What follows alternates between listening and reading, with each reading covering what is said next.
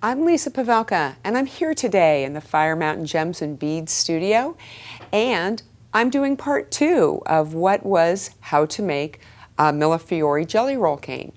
So we're going to show what you can do with it. And there's really so many things, but this is the tip of the iceberg, and it's fun to have ideas. So we're going to make some jelly roll jewelry. So if you caught the first part on how to make this nautical jelly roll, we're going to talk about how we can do a scallop design or a veneer of that. So I've gone ahead and just taken a little bit off. I might want the bigger piece for a different project later, but I want to go ahead and take the piece I've cut and reduce it down to the size I need for my project. And what size is that? Well, to scallop it, I need to make slices of this. And I want to cut the slices and align them so that they form my veneer. So again, we're doing that reduction method that I did in the first part, where we're squeezing from the middle, starting in the center, and we're rotating out. So the size I want is based on the circle cutter I'm using. And I'm using the second largest of the Kemper spring-loaded circle cutters. So I want my diameter to be approximately that size. It can be a little smaller, it can be a little bigger. It's not really rocket science. But once I get my jelly roll reduced down to the approximate size I need, I'm going to just give it a little light rolling to smooth it out and cut off the distorted ends and save them for another project. So when you're cutting a jelly roll or a round cane, you want to take the blade and make sure, if it's a real stiff blade, it's probably too thick to get great clean slices. If it's super thin, it might be a little flimsy, but you can give it a little strength by pulling from the edges, pull outward on your blade. This is about a medium thickness of a blade, so it's got a little strength, a little flexibility, but you want to roll back and forth like you're sawing. And that's going to give you the cleanest slices. You also want to look directly down over your blade as you slice so that you can see that you're getting pretty uniform thicknesses. Now I'm going for about a 1/16 of an inch on my slices, so I've gone ahead and done some slices already here. Okay, and the one thing we don't want to do is we don't want to overlap our slices and like this. A lot of people will do that when they're forming their jelly rolls, and they overlap them and build on them that way. And what's going to happen is when we roll, we're going to get a lot of distortion, and we don't want that. So there's a little trick, and it involves that Kemper cutting tool. So when we start, we're going to actually put these onto our tile. And you're going to need quite a few more slices than that. And you're just going to cut off a little bit of each slice, and then you're going to plug in the next slice. And just gently tap them down together. We don't need to meld them really firmly. And you're going to keep building your veneer like that. You're going to put these slices in, and if they don't fit into the circle, you can manipulate it and stretch it a bit, or you can narrow it, but you're just going to keep building and building, but making an opening for that, like so. All right, so I think you get the idea. Once you've got that done, you're going to use the trick that I use in all my videos, where I'm lifting clay up from my work surface, where I take my blade and hold it at a 45-degree angle, and I lift it up. Now again, these aren't attached, so they could come apart. Just put them back together again. But what you've got when you've got a big enough piece ready to create your veneer is something that looks like that.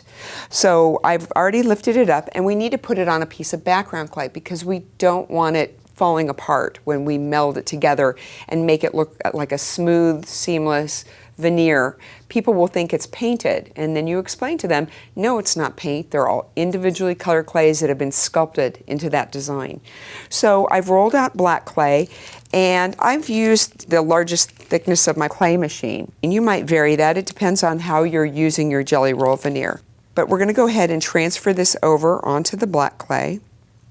And I'm going to use this baking parchment or deli paper or patty paper, whatever you call it, and I'm going to lay it down over the top. And this is going to give me a couple of advantages when I go ahead and roll my piece And I like to use a clear acrylic roller, and this is going to prevent my roller from sticking to the clay. That can be a really bothersome problem people have when they work with polymer clay. But secondly, you can probably see this. As I roll, you can see where the paper isn't really making contact with the clay just yet. But as I roll and I continue to apply pressure, you can see that the clay is coming up and being a little bit more obvious through the paper. You can see these little spots here and here where it's not touching the paper yet. I want to make it all smooth and seamless. And the beautiful thing is working on a piece of parchment paper, now I can rotate it and can control my stretching so I don't have a lot of distortion. Unless you want all of those slices to be more of an oval shape, you would roll in one direction, but unless you want that, you want to rotate it. So you could either do it on a tile and rotate it, or you could do it on the paper. I prefer the paper. So we're doing that, and what we're going to do now is peel off the backing. And this will prevent any contaminants that could be in your machine. I don't really clean my machine that much anymore because no matter how much I clean it, I still get these little hitchhikers or contaminants that get on there. We're going to peel back the paper gently and put it in. I just want this pretty thick still. I'm working on the largest setting of my machine. I'll put it in through the machine and feed the paper in as the clay stretches. So just gradually, and I'll probably have more clay than paper. But now I'm going to put it on my tile, directly on my tile, and we'll peel back that paper. And look at what a beautiful big veneer we have here. Actually, let's move it a little bit closer so we can see it better. Now, I'm going to use the clay cutter set that has all these beautiful shapes in it. I'm going to go with the heart, and I'm going to use these two sizes. So this is a fun little trick that gives your pieces a bull-nosed or a rounded edge. So you can take a piece of food wrap. This is actually from a plastic bag. I want it a little thicker. So the thicker the plastic is, the more exaggerated that bullnose rounding is that you're going to get. And we're going to lay it right down over our veneer. Now I wanted a piece that was much bigger than the jewelry piece I'm going to create, and I'll show you why. So we're going to put our cutter right down on there, and you can push it down.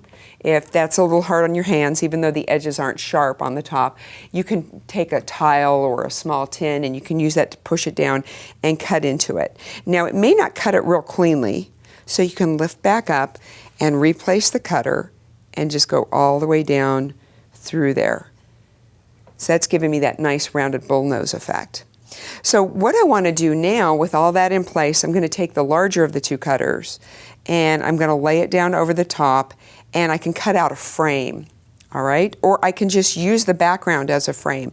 On the piece right here, you can see I did that where I cut the heart around the heart, but I'm going to do something a little different here. We're just going to wiggle this cutter out, and we're going to loosen the clay from the tile without stretching and distorting by holding it at an angle, and we're going to very carefully lift these two apart and pick this one up. So you can see it's got this nice rounded edge on it here.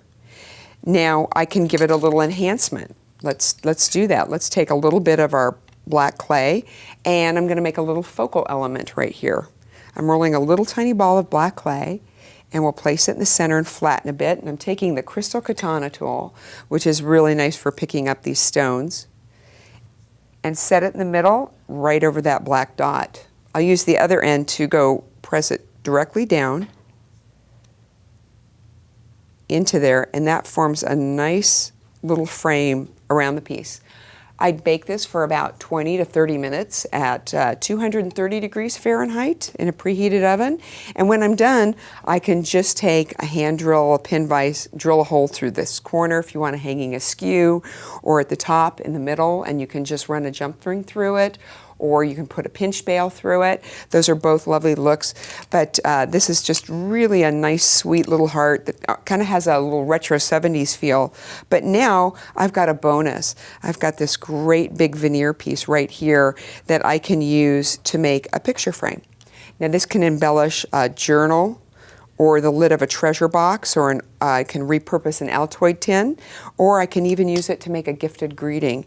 I could put magnetic backing on there after I've baked it and inserted a picture, and attach it to a greeting card with some poster tack, and then you have a lovely gift within a gift.